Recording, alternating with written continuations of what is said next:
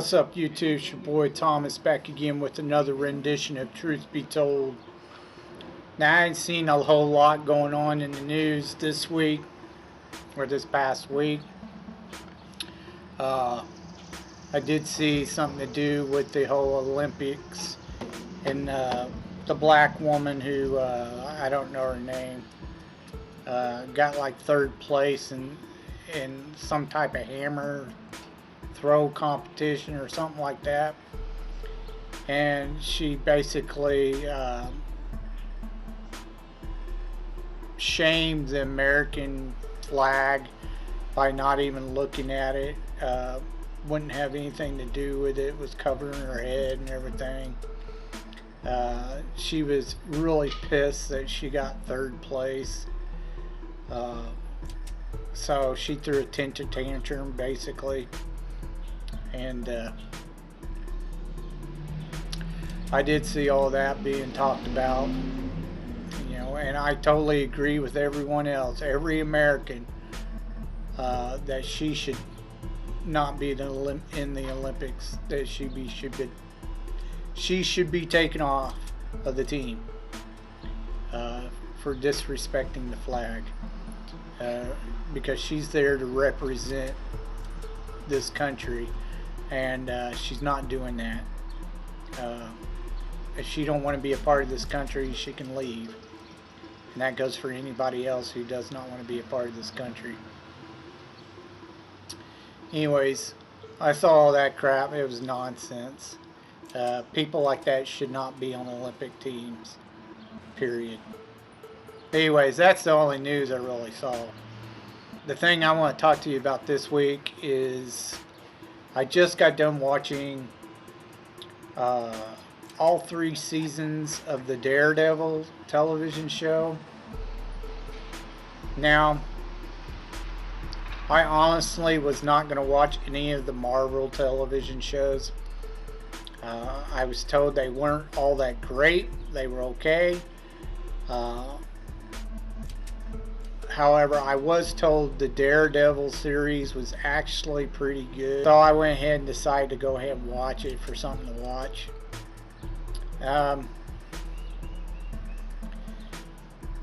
I like, for the most part, most of the characters.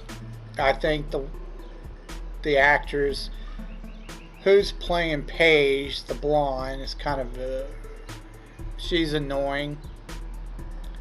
But the rest of them are all okay. Except for Foggy's kind of a prick, if you ask me. I think he's a prick. Instead of understanding what, or trying to be there for his friend, he's basically telling him, you're a fucking cocksucker because you won't tell me your secret identity and who you really are, and get me killed, and blah, blah, blah.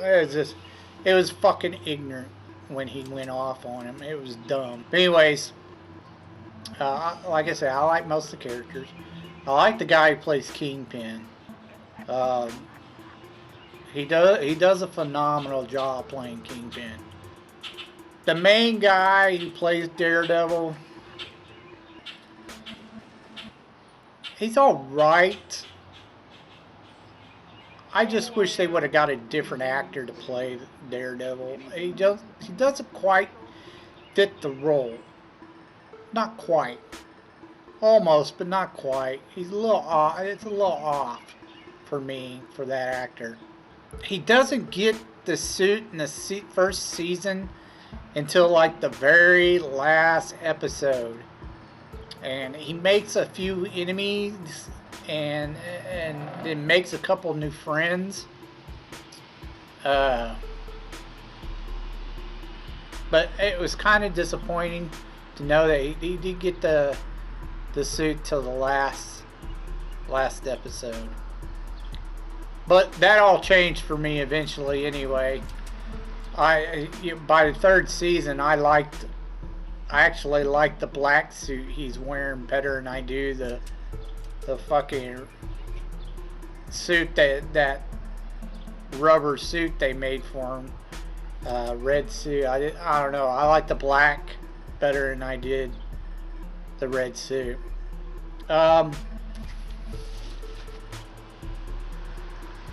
in the second season, he tries to push away all his friends because he's trying to protect them. He thinks that's the best route, is just to push them away, keep them from getting hurt, that kind of thing, which is understandable, but at the same time, I don't think he should have pushed them away. I just think he should have gone about it a little bit better. Stick introduces the war with the hand, his old mentor. Elektra shows up. She's kind of helping him. And then you have the Punisher getting involved. He's got to deal with the Punisher going around killing people. He finds out that Frank Castle, the Punisher, an innocent victim. You know, his family got caught in a crossfire of gangs, drug dealers or whatever, not, and he went off the deep end and decided to get revenge and attack them all.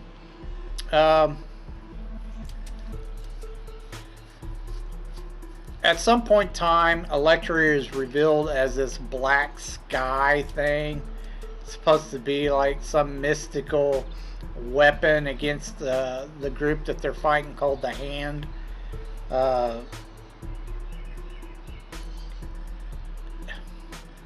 Which that made no sense. Well, I didn't get that part at all. It was really dumb. I thought that whole black sky crap was ignorant.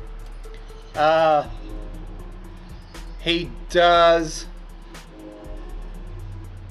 eventually reveal himself to Karen, the blonde, as the Daredevil. The ending was kind of weird. The whole season was really dark. At the end, you know, it's the Punisher shows up out of nowhere to help him out, but it's like literally when the fight is pretty much over, you know, the Punisher decides to take out four people, which made no sense because the fight was pretty much already over with. Elektra gets killed. The main guy of the Hand, he'd already killed him once, but the Hand resurrected him, and then Stick kills him afterwards. That's supposed to be the end of that part of it.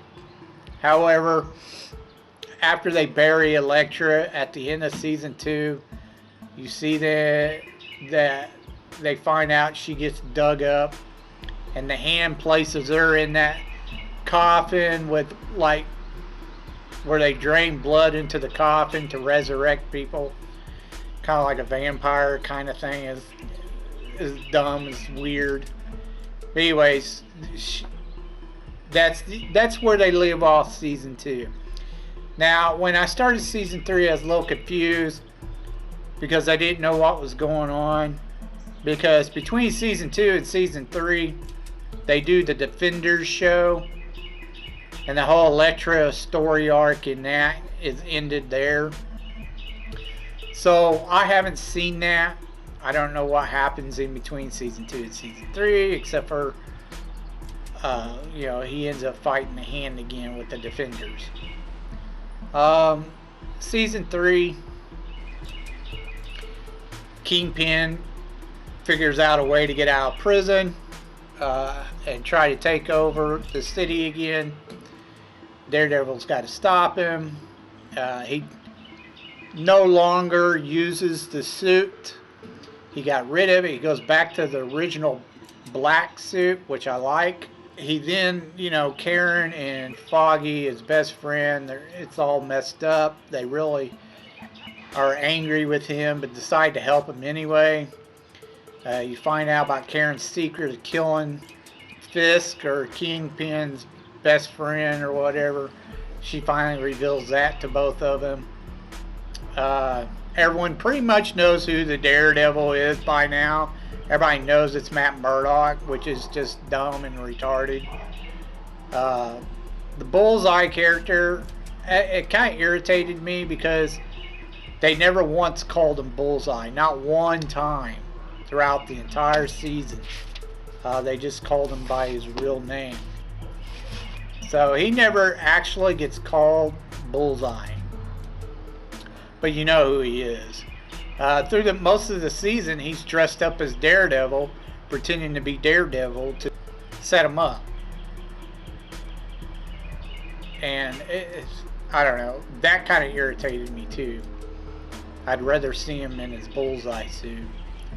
I think they were going to do that if they went with the season 4, the way they ended it. You know, him getting back surgery in his eyes, doing the target, looking like targets. I think they were leading up to that, him getting his suit and being called Bullseye, but it didn't get that far apparently. But I actually liked season 3 more than I did the first 2 seasons. I thought season 3 was really good, really good. They're just, you know, a couple quirks in there, like everybody knowing who he is when nobody's supposed to know who he is. His friend, the fucking one who makes the suit for him, you know, fucking tries to get him killed. That I kind of thought that was kind of shitty. But all in all, this show wasn't that bad. It kept me watching. I liked it. I wish they would have continued. I really wanted to see more, actually. It was actually a really good show. Even though I didn't really care all too much for a couple of the actors. Most of them were fine. The one thing I didn't like was at the end, you know, fucking the only one who doesn't know who his secret identity is the fucking black detective. Everybody else knows who he is, which I find to be fucking flat out ignorant.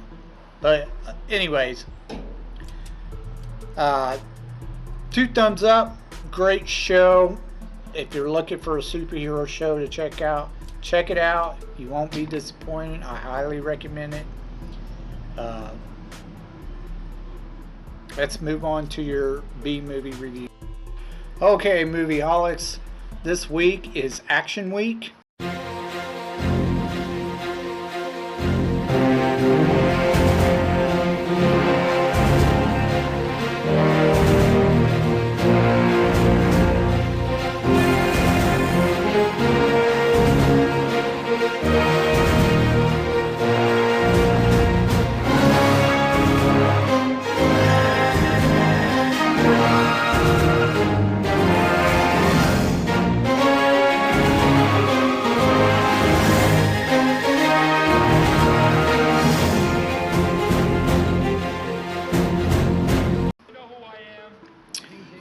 I went ahead and decided to continue on with the sequels from last Action Week. I said I'd probably go ahead and try to get them done and review them. I usually don't do like sequels to movies very often. Maybe the second one, but usually I don't go any further than that if there's more than 2. However, I want to try to get these ones knocked out and review them. I figured they'd probably be pretty decent action flicks. The first one we're going to talk about is Bloodsport 2. It was done in 1996. It made roughly about $700,000. Didn't do nearly as good as the first one. This one does not star Jean-Claude Van Damme. It stars Daniel Bernhardt. Pat Moriarty's in this. Donald Gibb reprises his role as Jackson. And then you have Lori Lynn Dickerson. She's the leading lady in this. Now, even though you have a different actor, I can tell you this much. The main guy, the new actor, he's not the best. I definitely could say he's not the best actor in the world. He's definitely just, you know, a martial artist. Uh, Everyone else pretty much carries him throughout the movie for the most part. But it helps to move the movie along, the story along. It makes it to where it's bearable and watchable. Now, you'll notice that one of the judges also reprises his role in this movie, and you got a new supposedly first female fighter invited to the Kumite, which Jackson kind of has a hard on for. So basically, Daniel's character's name is Alex. He's in with this other guy. They're like partners. They're thieves, high-end thieves, by the way. You know, real fancy stuff, expensive stuff. At the beginning of the movie, Alex decides he's going to steal the Kumite sword at Pat Moriarty's place, which they do, but he doesn't get away. Instead, his partner sets him up and gets away with the sword, and Alex ends up going ends up going to prison for it. Now, while inside prison, you'll recognize the teacher who teaches him. I'm not sure what the martial art he teaches him is called. It's something like Iron Fist or something like that. I can't quite remember. But he teaches him like Iron Fist. It's a type of martial art. He decides he's going to figure out a way to get his teacher or sensei freed from the prison. Because supposedly he's there for life.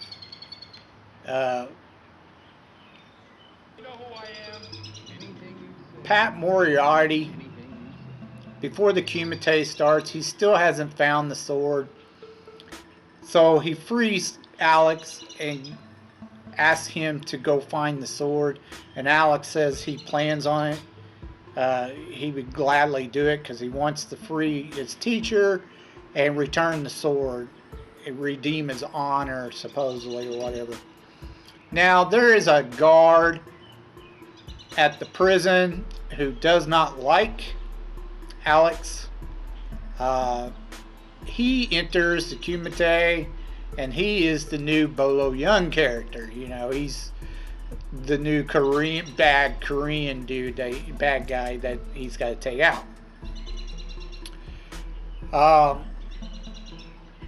Now, you probably know the rest of it. Pretty much, he goes through the competition and beats everybody, including the bad guy at the end. And wins the Kumite, wins his honor back, and gets the sword back. So Pat Moriarty can present it to him, the winner or champion of the Kumite. Now, this is a decent action flick. Of course, you're not going to have the greatest of acting, but you have some fairly decent actors in this, so it keeps the story moving along, which is, thank goodness, because the main guy, Daniel, he's not a good actor. But anyways, the story was okay. We've heard the story before, we've seen it before. It's kind of a take off the first one. But would I recommend this movie? Sure, if you want a decent action flick, it's alright. It's not bad. You have some decent action scenes in it. I give it the thumbs up and thumbs down. The acting was a -3 because of the Alex or Daniel's acting skill was not good. He had to have the others carry him. As far as there really wasn't any special effects unless you consider the blood or whatever. So I'm not even going to rate that. However, the action was a solid 3. You had some good fight scenes in the movie. The last fight scene though, was kind of lacking, I thought. I mean, it wasn't really that good of an action scene or fight scene. I don't know why they didn't do more with that. It kind of was disappointing. But the rest of the fighting throughout the movie was pretty good. Uh,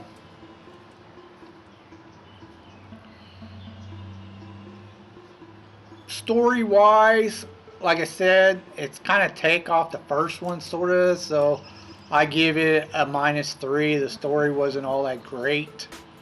Uh, it's been done before. Overall, this movie, I'll give it a 3. It was decent enough to watch, uh, and enough to enjoy. Other than that, that's about it. Now, the second movie I chose to review this week is called Kickboxer 2. Uh,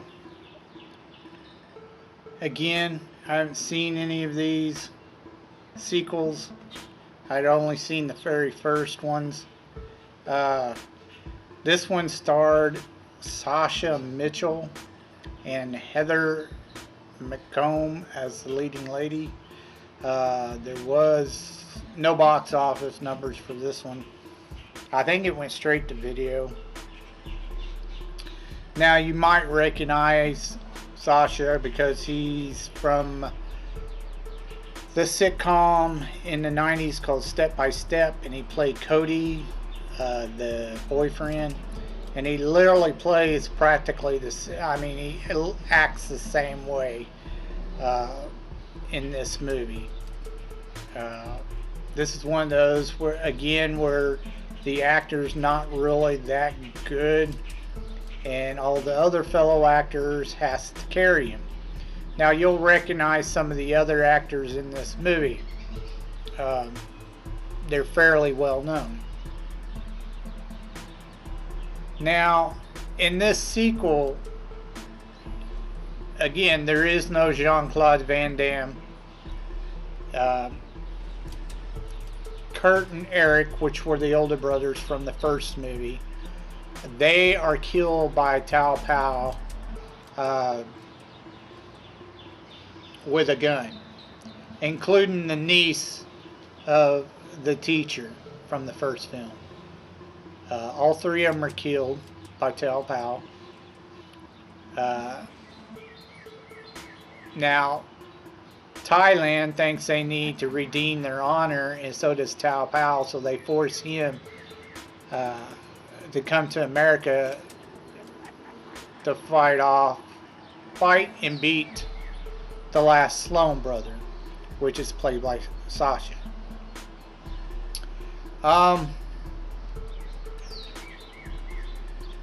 Basically, they want revenge, is basically what they want.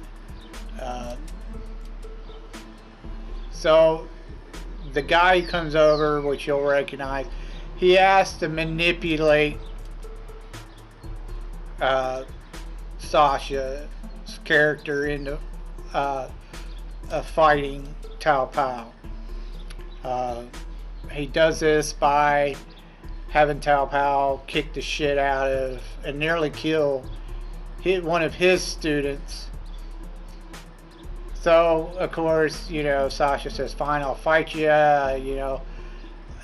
Once he finds out that Tao Pao killed his brothers, he wants to kill him. You see a scene where one of the bad guys burned down his gym, and a whole group of guys beat the holy piss out of Sasha's character, put him in the hospital. So the teacher from the first movie, he reprises his role in this one. He comes here to America to help him out, the last Sloan brother, and to teach him and train him in Thai kickboxing. So he helps him recover, get back on his feet, and then he decides to fight Tao Pao. With the glue and the glass gloves, the old traditional Thai way. Of course, he whips the shit out Tao Pavel, and that's pretty much the end of the movie.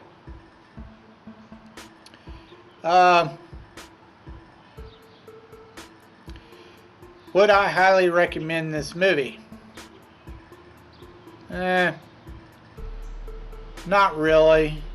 I mean, if you want to watch an action flick, it's okay, but it's not really all that good.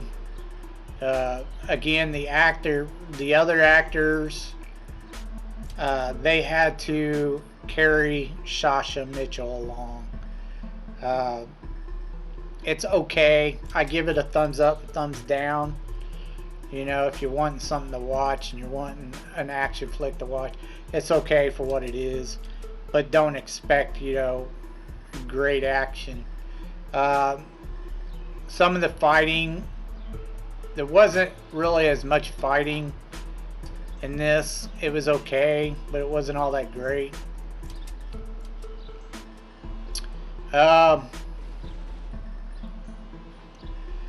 So as far as the acting goes, I give it like a -3. Like I said, they had to carry him along, the lead actor. As far as I'm not even doing the special effects. I'll tell you, the fighting was subpar. I give it a -3 too, because it wasn't all that great. As far as the story, basically a revenge story is basically what it was. It's okay, but it's been told before. So again, I'll give it a 3. It was okay. But overall, just a 3. It was okay to watch. Other than that, it's alright. So, anyways, those are your 2 B movies this week. If you have anything to say, any thoughts about what I talked about earlier in the video, please leave your thoughts down in the comments down below. If you have any suggestions of movies that you think are underrated that I may or may not have heard of or have even seen, please leave your suggestions down in the comments down below, and I will get to reviewing them as soon as I can. Anyways, that's all I have for you this week. Be sure to subscribe to my other channel as well, Dr. Thomas Keeps It Real. I have a vlog channel where I'm doing vlogs. Anyways, like I said, that's all I have for you this week. Until next time, I told you to be told the truth, and you've just been told.